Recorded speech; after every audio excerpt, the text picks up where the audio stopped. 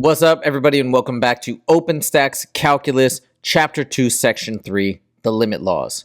Let's do it. So for this question, we're asked to evaluate the limit as x approaches 0. So again, limits come into play usually when we're trying to answer a question that we otherwise can't answer. So a great example is 1 divided by x, right? We can't plug 0 in for x because we'd get something that's undefined. So this is a case where, all right, fine, we can't actually say what is 1 divided by 0, but we can answer the question, what is the limit as x approaches 0 of 1 over x, meaning as x gets closer and closer to 0, where's the value going? It's going towards infinity from the right side, negative infinity from the left side, negative infinity with like negative 0.1, negative 0.01, etc. So that is where limits come from. Now, for something like this, when you're first trying to evaluate a limit, okay, what you're meant to do is the first route is just straight up see if we can plug it in. And if you can plug it in, that's going to give you the value of the limit. So here we've got 4 times 0 squared minus 2 times 0 plus 3. That's going to be 0. That's going to be 0. And we end up with 3. So in this case, for a nice continuous function, the limit as x approaches 0 is equivalent to the value when x equals 0. So anyways, 3 is the winner. That's how you do it. Done. So for this one, it's the limit as x approaches negative 2 of this expression. Again, we're going to plug in and see if we get a nice value just from straight up plugging it in. So we get negative 2 squared, which is 4, and then minus 6 times negative 2 plus 3. That negative 6 times negative 2 is positive 12, like so, plus 3. 4 plus 12 is 16, plus 3 is 19, and we end up with the square root of 19. So once again, the limit here as x approaches negative 2 of this function or this expression is equivalent to simply plugging negative 2 into this expression. So the answer is radical 19. That's how you do it. Done. In the following exercises, use direct substitution to obtain an undefined expression. Then use the method of example 2.23 to simplify the function. So first things first, right? By the way, we have a left-handed limit. This is as x approaches negative 2 from the left, okay? So first, to figure out what this limit is from the left, we're just going to straight up plug it in. So we get 2 times negative 2 squared plus 7 times negative 2 minus 4 over negative 2 squared plus negative 2 minus 2. So again, all I'm doing is I'm plugging negative 2 in for every instance of x. Now let's simplify.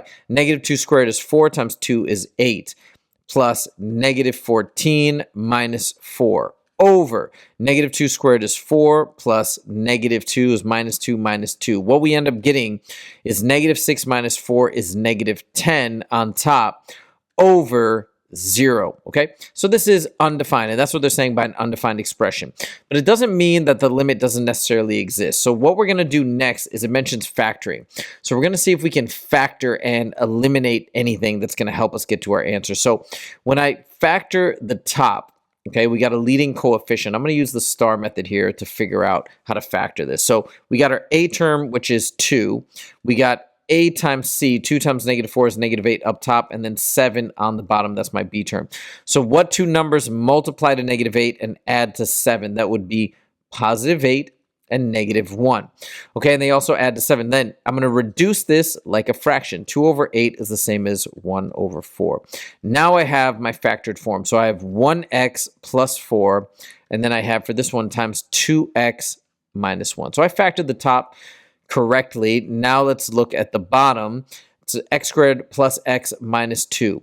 So for that one, we've got a nice a value of 1. I'm just going to have x and x. And then what two numbers multiply to negative 2 and add to positive 1?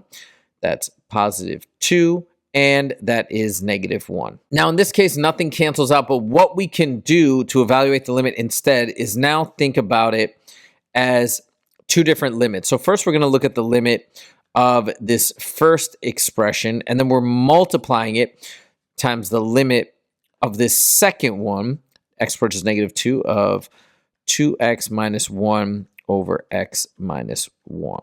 Okay, so let's evaluate it step by step. So now I can nicely plug in negative 2 by direct substitution and actually get a value here. I get negative 2 times 2 is negative 4 minus 1, which is negative 5 on top. Negative 2 minus 1 is negative 3. So we end up with positive 5/3. What about this one? Well, this one's kind of interesting, okay? We're plugging in negative 2. And we're getting negative 2 plus 4, which is 2. What about on the bottom? And again, remember, this is from the left. That's very important here. Okay, so from the left, meaning values to the left of negative 2. So like negative 3, negative 2.5, negative 2.1, etc. So we're going to get something basically like if I plugged in straight up negative 2, I'd get 0. Okay, but because we're approaching from the left-hand side, it's going to be like negative 2.00001 would be something really close, right, to negative 2, but to the left of negative 2. That means we'd get something small but negative on the bottom. What does that mean? That means that this is going to evaluate to negative infinity. So we're basically going to have a negative infinity times a positive number, positive 5/3. A negative times a positive will be a negative. Since this is negative infinity, it's massive, right? Negative infinity times anything that's positive will still be negative infinity. So that is the limit. As x approaches negative 2 from the left-hand side, it's negative infinity. That's how you do it. Done. So for this one, we're given that the limit as x approaches 6 of f of x is 4. The limit as g of x approaches 6 for g of x is 9. And for h of x, it's 6 as x approaches 6. We're going to use these three flat facts on the limit laws to evaluate these limits. Now, when I'm taking the limit as x approaches 6 of this and this, it's almost like I can distribute that limit. So I can say we're individually taking the limit as x approaches 6 of f of x plus the limit as x approaches 6 of 1/3 g of x. Well, what I can do when I have a 1/3 like this times g of x, the limit laws allow us to take this constant and move it to the front and make it a coefficient. This is great because now, since I know that the limit of f of x as x approaches 6 is 4, this whole thing becomes a 4.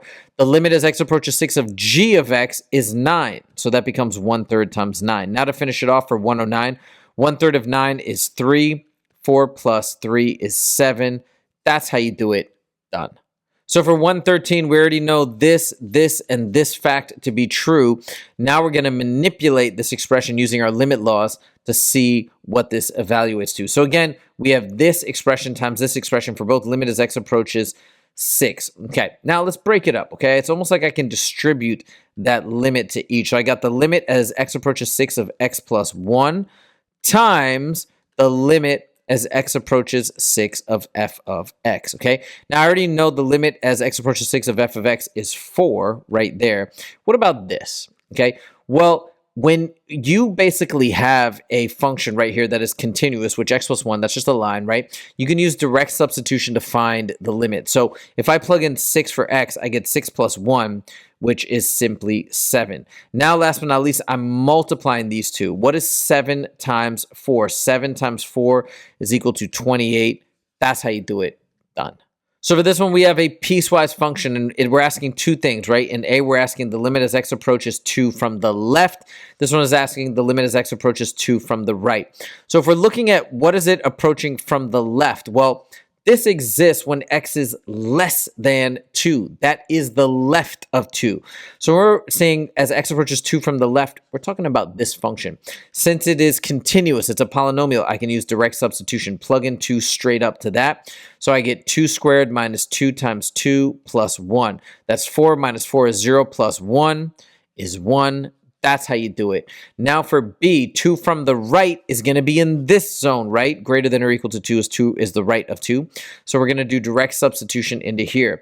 That is 3 minus 2, which is 1. Now, notice that the limit as x approaches 2 from the left and 2 from the right is both the same value. It's 1. What that means, this is just a fun fact, that's not asking this, but what that means is then the limit as x approaches 2, period, right? Not from the left, not from the right, but just from both sides. It does exist, and it is equal to 1 because the left and the right-handed limits are both 1 as well. For 123, we're trying to find the limit as x approaches 1 of the cubic root of f of x minus g of x. So for the limit laws, what we can do is basically say that I can like distribute this limit into both of these, okay? And then we're basically taking the cubic root of the limit as x approaches 1 of f of x, okay, minus the limit as x approaches 1 of g of x. This is going to make it a little bit easier to evaluate because now we can say, all right, what is the limit as x approaches 1 of f of x? Well, let's see here. Here is 1, okay? And it sure looks like the limit from both sides as x approaches 1 of f of x is 2. So now let's go up here. That would be, so this whole thing would simplify to 2 minus, what about the limit as x approaches 1 of g of x, okay? So let's look at that. So here is 1. What does it look like it's approaching? Well, it looks like from the left and the right and the left, I should say, it looks like it's approaching a value of -6. So this is minus a value of -6. What's 2 minus -6? That is 8. What is the cubic root of 8? Well, what times what is 8? This is 2, which means our final answer for 123 is 2. That's how you do it. Done.